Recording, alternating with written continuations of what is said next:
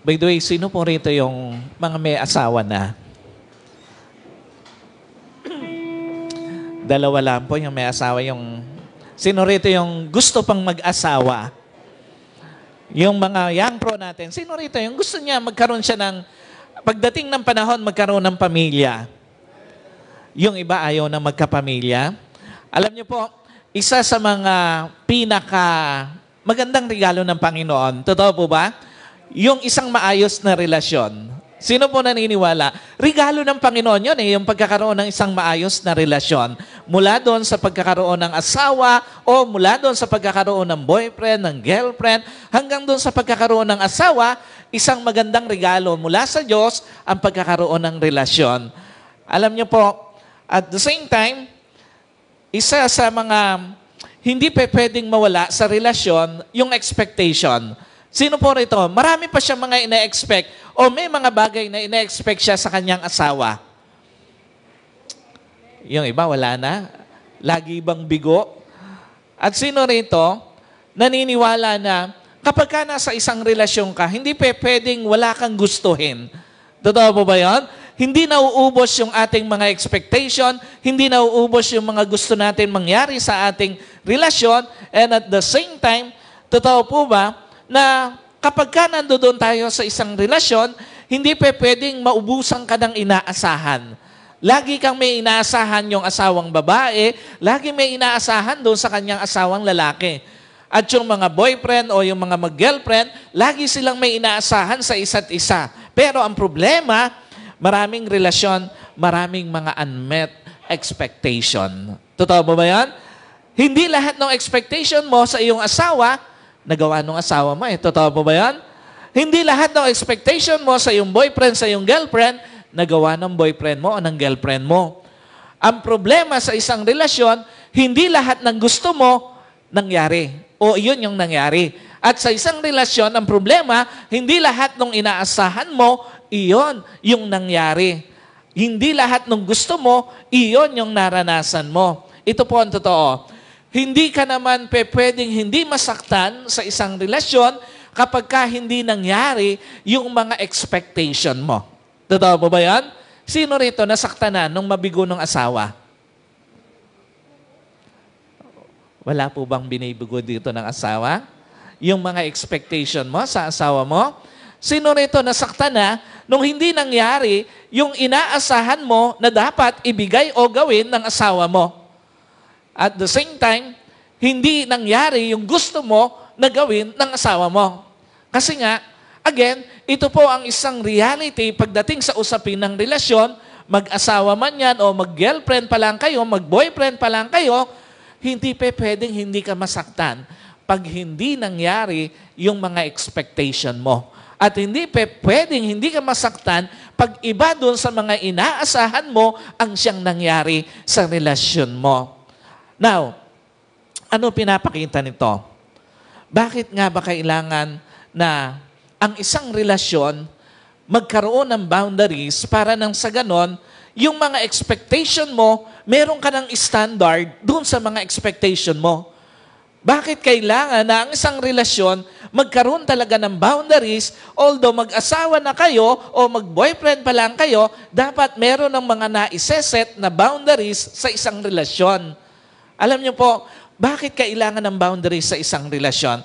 Kasi nga, alam niyo po, lahat ng mga unmet expectation, lahat ng mga hindi nangyayari, lahat ng mga hindi mo gusto na naganap doon sa iyong relasyon, simply because hindi nakapag-set ng boundaries sa loob ng relasyon.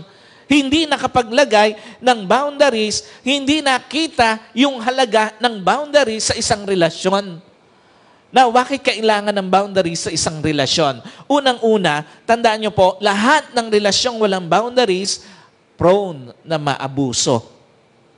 Totoo ba may mga naaabuso sa relasyon? Sa mga mag-asawa? Totoo ba may mga naaabuso na asawa? May mga naaabuso na boyfriend, na girlfriend sa kanilang relasyon. Bakit siya prone na maabuso kapag walang boundaries sa isang relasyon? Alam nyo po, again, pag walang boundaries, mas malamang kaysa hindi, maabuso ang isang relasyon. Lahat ng relasyong walang boundaries, mas malamang kaysa hindi, maging mapanakit. Totoo ba? May mga relasyon mapanakit? Yung akala mo, mamahalin ka, pagpapalit ka pala sa iba. Yung akala mo, hanggang sa huli, makakasama mo, pero iba pala yung gustong makasama hanggang sa huli. Yung akala mo, lagi kang aalagaan, lagi kang sasamahan, pero paglabas pala ng bahay, iba pala yung inaalagaan. Napansin yon? Alam niyo po, ito yung isa sa mga realidad, bakit kailangan ng relasyon, ang boundaries sa isang relasyon.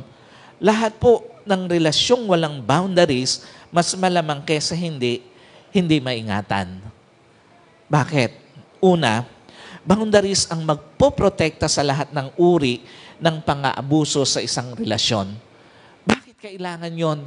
Kasi nga, may mga relasyon sobrang mapanakit, mapang-abuso, verbally, emotionally, physically, financially. Nangyayari po ba yon sa isang relasyon? Na may mga tao sa loob ng marriage, sa loob ng isang relasyon, naaabuso verbally, naaabuso financially, naaabuso physically, at naaabuso emotionally. Alam niyo po, ito ang totoo. Maraming relasyon punong-puno ng pang-aabusong physical. Maraming relasyon punong-puno ng pang-aabusong emotional, pang-aabusong financial, at pang-aabuso na physical. At marami pong tao, lalo na kababaihan, nabubuhay sa isang relasyon na parang hindi tao kung pagsalitaan ng masakit. Totoo po ba yan? Maraming mga tao, lalo na kababaihan, kung saktan, parang hindi tao. At marami pong mga tao, parang hindi asawa, parang hindi karelasyon pagdating sa usapin ng pera. Parang nanlilimos. Pero kung umpisa pa lang, may naiset ng boundaries na pwedeng magtalo pero kahit anong mangyari, walang sakitan, walang asawa o walang babae na makakaranas ng pananakit eh. Sino po naniniwala? Pwede namang magtalo sa isang relasyon, sa isang marriage, pero pwedeng hindi magkaroon o humantong sa sakitan. Totoo po ba yan? Pwede namang magtalo kasi hindi naman talaga pwedeng laging masaya ang pagsasama eh. Hindi naman talaga pwedeng lahat ng sandali magkasundo kayo. Pero pwedeng magtalo kayo nang walang sakitang physical. Pwede namang mangyari yung karanasan o yung mga bagay na yon sa loob ng isang relasyon. Kung sa umpisa pa lang, may naiset ng boundaries na pwedeng magtalo pero kahit anong lalim ng pagtatalo, walang mga foul na words, wala sanang babae na masasaktan sa pananalita o makakaranas ng masakit na pananalita. At kung umpisa pa lang, may naiset ng boundaries na pwedeng may di mapagkasunduan, pero yung obligasyong pinansyal hindi dapat mawala. Ganun ka-importante na bago ka mag-settle sa isang relasyon, lalo na sa mga young pro natin, sa mga kabataan natin, kung ikaw ay nangangarap na isang araw, magkakaroon ka ng relasyon at pamilya, hindi ka lang dapat mag-settle sa isang relasyon, kundi unang-unang isettle mo yung boundaries dun sa relasyon na yan. Kasi nga, hindi sapat na okay na nasa relasyon kang papasukin mo, siguraduhin mo yung proteksyon na dapat meron ka sa relasyon na papasukin mo. Ikalawa, boundaries ang magdidetermine kung ano yung katanggap-tanggap at hindi sa inyong relasyon. Totoo ba? May mga bagay na wala dapat sa isang relasyon, pero nandoon. Totoo ba yan? Nangyayari yung mga bagay na dapat wala doon sa inyong marriage, pero nangyayari. Dapat wala doon sa inyong relasyon, pero nangyayari. Alam niyo po, pansinin niyo, may mga mag-asawa, parang naging normal na yung pagtatago. Paglilihim sa isa't isa. Yung babae, tago ng pangungutang. Yung lalaki, tago ng pera. Sa huli, lahat ng ginawa niyong pagtatago sa isa't isa, sumugat lang sa relasyon niyo. Kaya nga dapat umpisa pa lang, may nakaset na boundaries. Ano ba yung katanggap-tanggap sa atin at hindi katanggap-tanggap? Kung hindi katanggap-tanggap, para sa atin yung pagtatago at paglilihim, walang mangyayaring ganon. Pansinin nyo, may mga mag-asawa, naging normal na, naikwento ang problema sa iba. Yung problema nila sa isa't isa, na ikikwento doon sa iba. Si babae, ikikwento sa nanay niya, yung problema niya doon sa kanyang asawa. So later on, yung biyanan niya, galit na rin doon sa lalaki. And at the same time, si lalaki naman, ikikwento yung problema niya doon sa kasamahang trabaho. Later on, yung kasamahan niyang katrabaho, karelasyon na rin niya. Napansin niyo yun? Alam niyo po, pansinin niyo, may mga mag-asawa, naging normal na yung may sama ng loob, hindi pa nagsasabi. Totoo ba nangyayari yun? May sama na ng loob, pero hindi pa sinasabi. Yung babae, tuloy lang doon sa mga gawaing bahay, pero parang pinitpit na luya. Hindi makausap, hindi magsasalita pag hindi mo kinausap. Totoo ba may mga ganung babae? At expert ang maraming mga babae sa ganon. Yung may sama ng loob, pero hindi kikibo. Yung hindi sasabihin yung sama ng loob. At yung lalaki naman, pag may sama ng loob, yung tuloy lang sa pagtatrabaho, pag-uwi, bago umuwi, nakainom, tutuloy lang sa kwarto, hindi kakausapin yung asawa. Ang tanong, bakit nangyayari yon? Kasi nga, umpisa pa lang, hindi na naglagay ng boundaries kung ano ba yung pwede at hindi pwede sa kanilang relasyon. Kung ano ba yung pwede at hindi pwede doon sa kanilang marriage. Umpisa pa lang, hindi na naglagay ng boundaries kung ano ba yung katanggap-tanggap at hindi katanggap-tanggap sa kanilang relasyon. Pero kung nakapaglagay sana, umpisa pa lang, wala sanang babae na magtatago ng utang sa asawa. Wala sanang lalaki na masasanay pagtaguan ng pera ang asawa. Kung umpisa pa lang may boundaries na, wala sanang biyanan o ibang tao na makikisali sa problema ng mag-asawa. At wala sanang lalaki na mahuhulog ang loob sa katrabaho. Alam niyo po, bakit mahalaga ang boundaries sa relasyon? Kasi magseset ito ng protection. Maglalagay ito ng protection sa isa't isa. Ikalawa, lahat ng relasyong walang boundaries, prone na mawalan ng kalayaan. Sino po naniniwala? Malaki yung role na ginagampanan ng boundaries sa isang relasyon para manatili yung sense of freedom ng isang tao. Sino po naniniwala? Kahit mag-boyfriend na kayo, mag-girlfriend na kayo, dapat nandoon pa rin yung sense of freedom. Na parang may mga pagkakataon kasi, nung magkaroon ng relasyon ng isang tao, parang pagmamay-ari na siya ng isang tao. Alam niyo po, kahit mag-asawa na kayo, nasa loob na kayo ng marriage, dapat hindi mawala yung sense of freedom. Dapat nandoon pa rin yung kalayaan ng isang tao kahit na kayo ay nasa sa loob na ng isang relasyon. Alam niyo po, malaki ang kinalaman ng pagsaset ng boundaries sa isang relasyon para mapanatili yung totoong sense of freedom for personal growth. What does it mean? Una, hindi dahilan ng relasyon para mapagkaitan ng kalayaan ng isang tao. Totoo po ba yun? Hindi ibig sabihin na may relasyon ka na o married ka na, dapat wala ka ng kalayaan sa buhay. No. Hindi ganun ang ibig sabihin nun. May mga relasyon sa halip maging kagalakan sa isang tao, nagiging kalungkutan ng isang tao. May mga relasyon sa halip maging kagalakan sa isang tao, nagiging control cell ng isang tao. Pansinin nyo, may mga tao nung pumasok sa isang relasyon o mapasok sa isang relasyon, lalayo mismo doon sa kanyang pamilya. Totoo po ba yun? Nangyari yun? Na nung magkaroon siya ng relasyon, yung boyfriend niya, yung girlfriend niya, inilayo siya sa pamilya niya. May mga tao nung magkaasawa, unti-unti nalayo doon sa dating pamilya niya o sa kanyang pamilya muna na unang nakasama. Alam niyo po, pansinin nyo, may mga tao nung mapasok sa isang relasyon, bawal nang sumama sa mga kaibigan. Totoo po ba nangyayari yon? Nung magkaroon ng relasyon, magkaroon ng boyfriend, ng girlfriend, pinagbawalan ng makasama mga kaibigan Nung magkaroon ng asawa, bawal nang sumama sa mga kaibigan. May mga tao nung magkaroon ng relasyon, hindi na makagalaw ng malaya. Sino naniniwala? Dapat ang relasyon hindi nagiging kabigatan sa isang tao. Lalo na marriage. Totoo po ba yan? Dapat hindi nagiging kalungkutan sa isang tao yung ibinigay sa iyo ng Panginoon na relasyon. Of course, may magbabago pag napasok ka sa isang relasyon, lalo na sa mga mag-aasawa o mag-asawa na, Pero hindi dapat sumira sa relasyon sa pamilya ang bagong relasyon mo.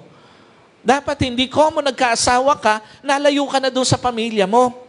Hindi dapat maglayo sa iyo sa mga taong malapit na sa iyo dati ang bagong relasyon mo. Hindi dapat na nagkaroon ka lang ng asawa, nagkaroon ka lang ng boyfriend, ng girlfriend, yung mga kaibigan mo na ang tagal mo nakasama, lumayo ka na. At hindi dapat nagiging kulungan ng isang tao ang bagong relasyon sa buhay niya.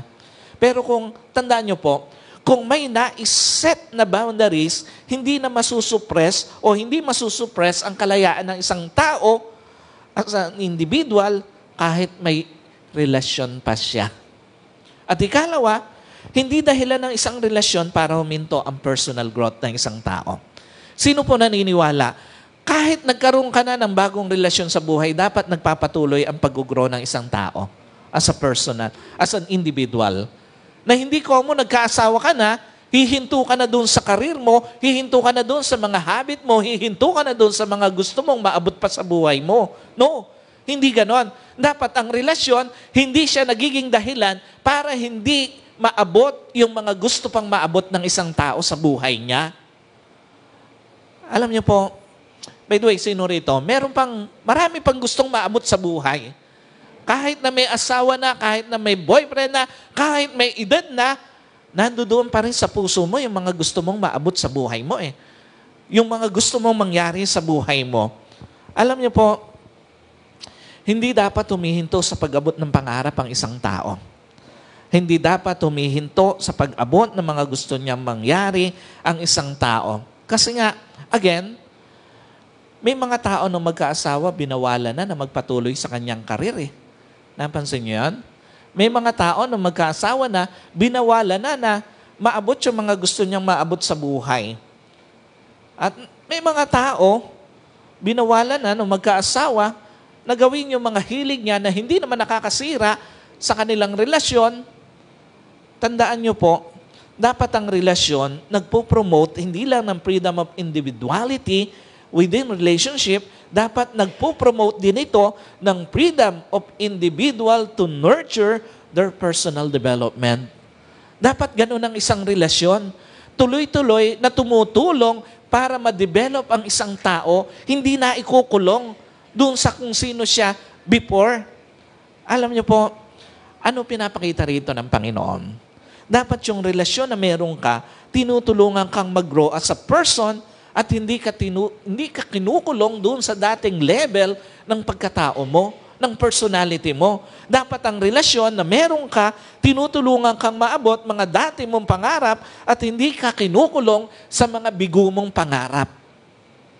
At dapat yung relasyon na meron ka, tinutulungan kang maging masaya bilang ikaw at hindi bilang ibang tao. Dapat iyon yung relasyon na meron ng isang tao. Ikatlo, bakit mahalaga ang boundaries sa isang relasyon? Kasi nga, lahat ng relasyong walang boundaries, prone na mauwi sa hiwalayan. At hindi po masaya yung magkaroon, mahiwalay sa relasyon. Yun nga lang, boyfriend mo, yung girlfriend mo, pag naghiwalay kayo, masakit na eh. Totoo po ba yun? Sino aminado? Nasasaktan pagka nakakaranas ng ganong mga breakup sa kanilang buhay. Kahit na boyfriend mo lang, girlfriend mo lang, pag nagkahiwalay kayo, masakit na eh. Eh how much more pagka kayo ay nasa isang sitwasyon na mag-asawa na. Mas masakit, mas malalim ang sakit na iniiwan nun. Kaya nga, napakahalaga yung pagsiset ng boundaries sa relationship kasi nga, lahat ng relasyong walang boundaries, prone na mauwi sa hiwalayan. Alam niyo po, again, mas malaki tsansa na mauwi sa kanya-kanya ang relasyong walang boundaries at mas malaki ang tsansa na mauwi sa wala ang relasyong walang boundaries. Why? Una, pinakamadaling masirang relasyon, yung relasyong lahat pwede. Sino po naniniwala? Ang daling masira ng isang relasyon na lahat pwede. Yung pwedeng maglihim, pwedeng magtago, pwedeng magluko, pwedeng may iba, pwedeng tapat minsan, pwedeng hindi. Alam niyo po, ang daling masira ng relasyong lahat pwede. Kaya nga dapat ang relasyon may boundaries eh. Sa tingin nyo, saan pupulutin yung relasyong lahat pwede? Alam niyo po, hindi magtatagal ang isang relasyon na lahat pwede. Hindi ito magpapatuloy at hindi ito tatatag. Kasi nga, tandaan nyo, ang boundary sa relasyon, inilalagay ito para magkaroon, hindi para magkaroon ng distance eh. Inilalagay ito para magkaroon ng matibay na pundasyon ng respeto at tiwala sa isa't isa. Ganon ang halaga ng boundary sa isang relasyon. Hindi ka naglalagay ng distansya. No, ang inilalagay mo, malalim na foundation ng pagtitiwala, pagrespeto sa isa't isa. Iyon ang dahilan bakit mayroong boundaries na inilalagay sa relasyon. Hindi mo inilalayo sarili mo. No, naglalagay ka lang ng malalim na pundasyon ng tiwala at respeto sa isa't isa. Ikalawa, pinakamadaling masirang relasyon, relasyong walang sense of respect at sense of protection. Napansin niyo yan? Bakit maraming naghiwalay? Mag-boyfriend, mag-girlfriend, lalo na mga mag-asawa.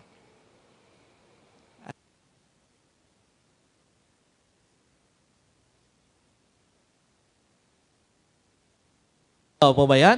Sino rito, by the way, gusto niya nakakaramdam siya ng respeto? At sino rito, gusto niya nire-respeto siya ng asawa niya? At sino rito, gusto niya pinoproteksyonan siya ng asawa niya? Alam niyo po, walang tao na hindi maghahanap na irespeto siya, lalo na ng asawa niya. Walang tao na hindi maghahanap na proteksyonan siya ng asawa niya. Normal sa isang tao, lalo na sa isang asawa, na maghanap na proteksyonan siya, na irespeto siya. Kasi nga, hindi pwedeng hindi ka masaktan nang hindi ka nire-respeto eh. Totoo po ba yan? Lalo na asawa mo ang hindi nagre-respeto sa'yo, tiyak masasaktan ka. Hindi pwedeng hindi ka masaktan pag hindi ka nakakaramdam ng sense of protection, lalo na sa asawa mo. Lahat ng taong hindi prinotektahan, lahat ng taong hindi nirespeto, lalo na ng asawa niya, nasaktan. Alam niyo po, ito ang totoo. Hindi mo naman ipagpapalit sa iba ang asawa mo kung nire-respeto mo eh. Totoo po ba yan? Yung mga nagloko ng mga asawa, unang-unang hindi nito naiparamdam sa asawa nila yung sense of respect. Kasi kung nire-respeto mo asawa mo, hindi mo naman lolokohin eh. Hindi mo naman ipagpapalit sa iba eh. Ito ang totoo, hindi mo naman ikikwento sa ibang babae kahinaan ng asawa mo kung nire-respeto mo ang asawa mo. At ito ang totoo, hindi mo naman pagsasalitaan ng masakit ang asawa mo kung nire-respeto mo siya. Alam niyo po, sa mga lalaki, tandaan niyo, hindi mo naman pipiliing mambabae kung pinoproteksyonan mo ang relasyon niyo eh. Hindi mo naman pipiliin tuluyang mauwi sa hiwalayan ang inyong marriage kung pinoproteksyonan mo ang inyong marriage. At hindi mo naman pipiliing masayang ang relasyon mo, ang marriage mo, kung pinoproteksyonan mo yon. Ano tinuturo nito? Ganon ka-importante na malino sa isang relasyon na dapat talaga may boundaries. Hindi pa pwedeng lahat pwede. Ganon ka-importante na malino sa isang relasyon kung ano yung katanggap-tanggap at hindi. At ganon ka-importante na dapat malinaw sa isang relasyon kung ano yung pwede at hindi pwede. Now, the question is, what boundaries should impose within your relationship? Ano ba yung mga boundaries na dapat ini-impose natin? Mga pangunahing boundaries na dapat meron ng isang relasyon. Alam niyo po, unang-una, boundaries to protect yourself. Sino po naniniwala? Kasama sa boundaries na gusto ng Diyos na dapat meron ka sa relasyon mo, yung boundaries para proteksyonan ang sarili mo. Lalo na para sa isang kababaihan.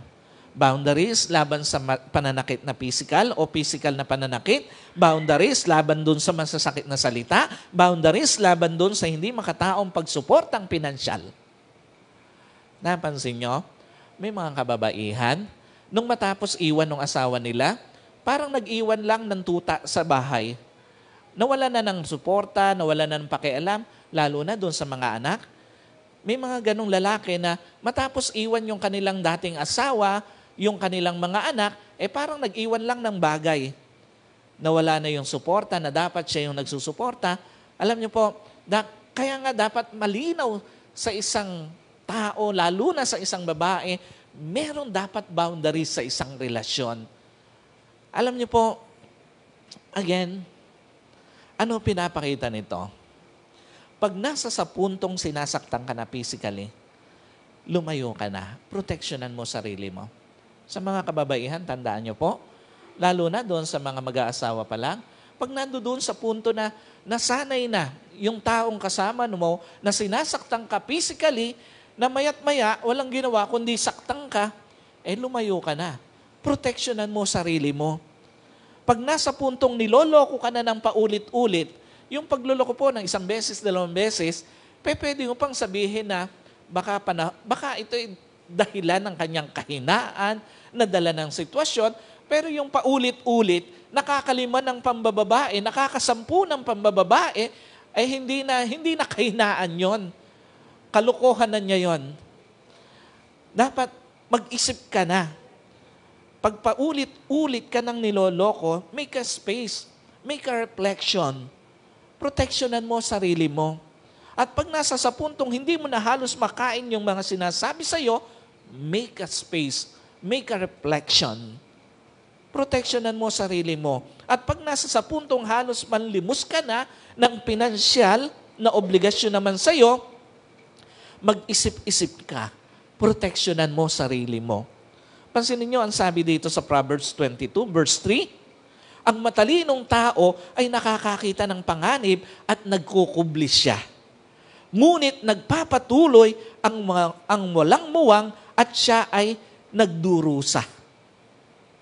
Ano tinuturo nito? When it comes sa isang relationship, alam niyo po, mabuti ang magkaroon ng isang relasyon, pero maging matalino sa pagpili kung mag-i-stay ka pa ba o hindi na sa iyong relasyon.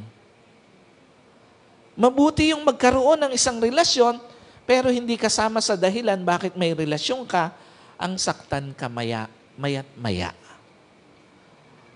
At higit sa lahat, tandaan niyo po, mahalaga sa Diyos ang relasyon mo, pero mas mahalaga sa Diyos ang kaligtasan mo.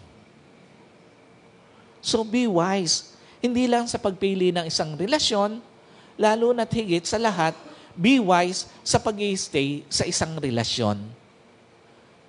Ikalawa, boundaries. Anong klase ng boundaries yung dapat ini-impose natin sa ating relasyon?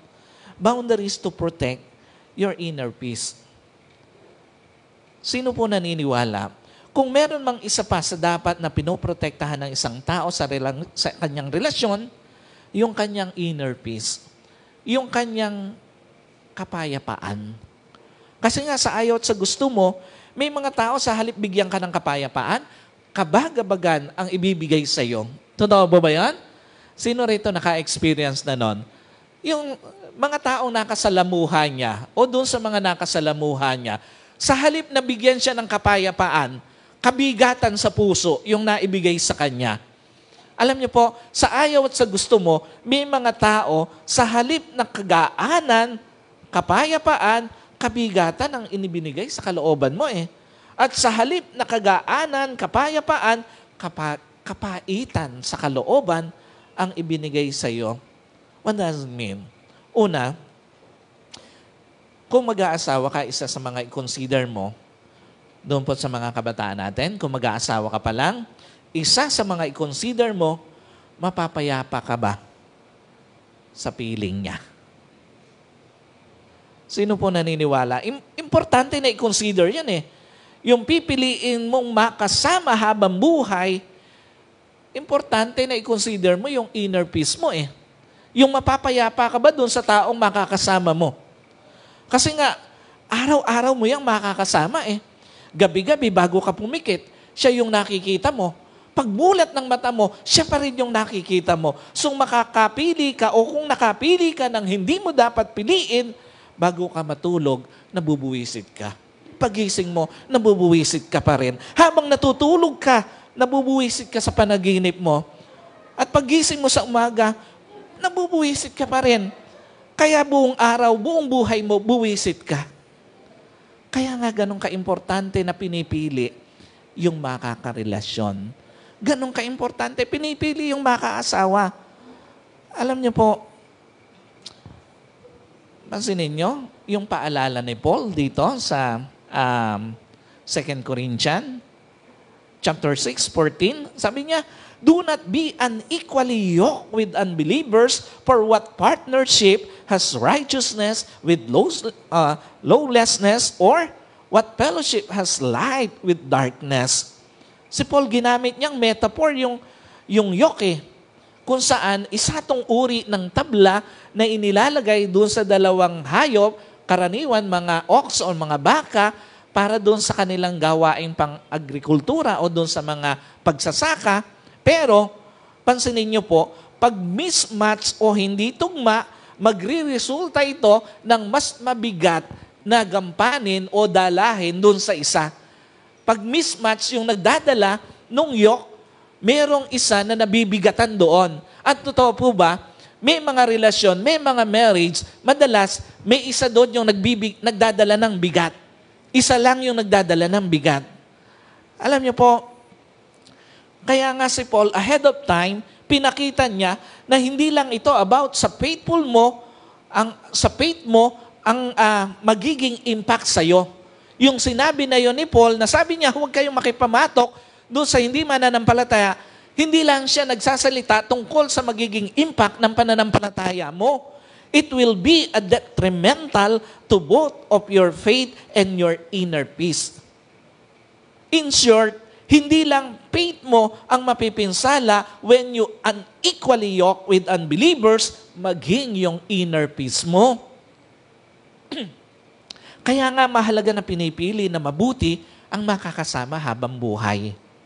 At ang isa sa boundary sa pagpili na ibinigay ng Biblia, do not be unequally yoked with unbelievers. Now, ang tanong, paano kung nakapili ka na ng tao na labag sa boundaries na ibinigay ng Biblia? Paano kung napili mo na yung labag doon sa boundaries na sinabi ng Biblia? Kausapin mo. Upuan nyo ang problema. Ngayon, kung nagawa mo na lahat ng pwede mong gawin, pero despite ng lahat ng effort mo, nakakaranas ka pa rin ng physical abuse, nakakaranas ka pa rin ng verbal abuse, nakakaranas ka pa rin ng emotional abuse, nakakaranas ka pa rin ng financial abuse, despite na ginawa mo na ang lahat para magbago yung napili mo. Alam niyo po, tanungin mo na sarili mo, kakayanin mo bang mag-stay for life sa ganyang klaseng relasyon? Araw-araw kang sinasaktan, pinagsasalitaan ng hindi maganda, sinasaktan emotionally, at sinasaktan financially. Tanungin mo sarili mo, kaya mo bang mag-stay nakasama siya for life? Kung kaya mo, gaya naman ng sinabi ni Paul, umanda ka na lang kasi tiyak magdudusa ka.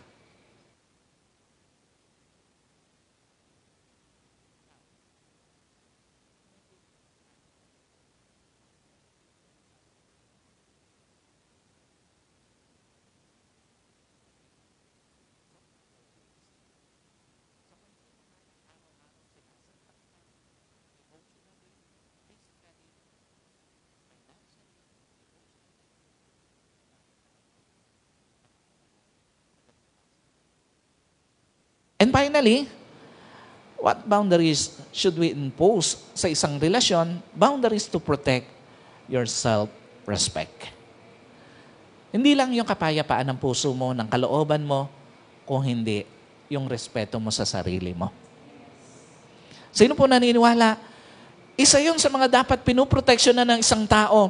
Yung respeto niya sa kanyang sarili. Kasi nga, isa sa malungkot na mukha ng buhay, may mga tao hindi marunong magpahalaga sa halaga ng iba. By the way, sino naniniwala? Mahalaga ka. Niniwala po kayo doon? Sino naniniwala? Sobrang halaga mo. Hindi ka basta-basta tao lang. Hindi ka basta-basta babae lang. Hindi ka basta-basta lalaki lang. Hindi ka basta-basta nilalang lang. Alam niyo po, ang malungkot lang, meron kasi minsan may mga tao, hindi nakikita yung halaga ng asawa niya. May mga tao hindi nakikita yung totoong importansya ng taong ibinigay ng Diyos sa kanya.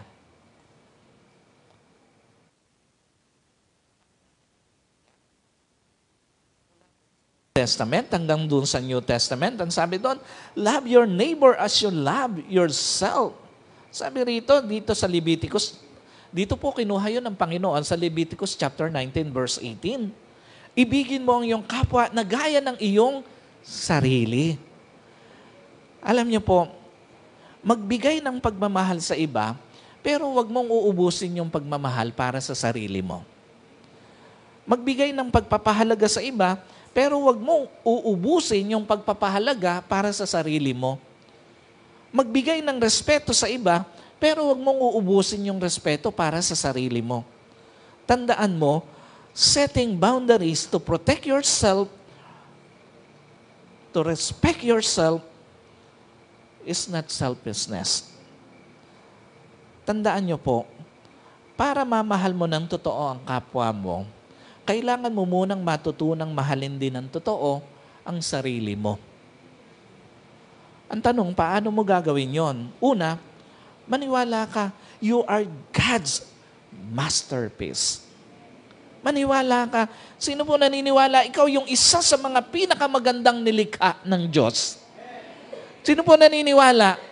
Isa ka sa mga pinakamagandang nilikha ng Diyos. Isa ka sa mga pinakagwapong nilikha ng Diyos.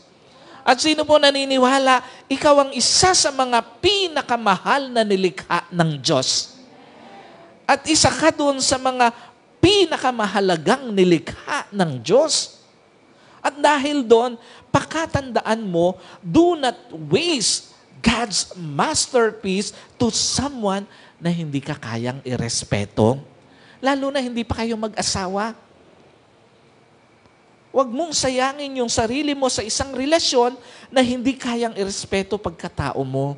Huwag mong sayangin yung sarili mo sa isang relasyon na hindi kayang irespeto nararamdaman mo. At pakatandaan mo, do not waste God's masterpiece to someone na hindi kayang makita halaga mo. Huwag mong piliting mag-stay sa isang relasyon na umpisa pa lang, hindi ka na pinapahalagahan. Huwag mong ipilit sarili mo sa isang relasyon na umpisa pa lang, hindi ka na pinapahalagahan o nire-respeto. Dahil ang taong bulag sa totoong halaga mo, kahit ano gawin mo, hindi makikita halaga mo. So church, this is the message that the Lord wanted to give you.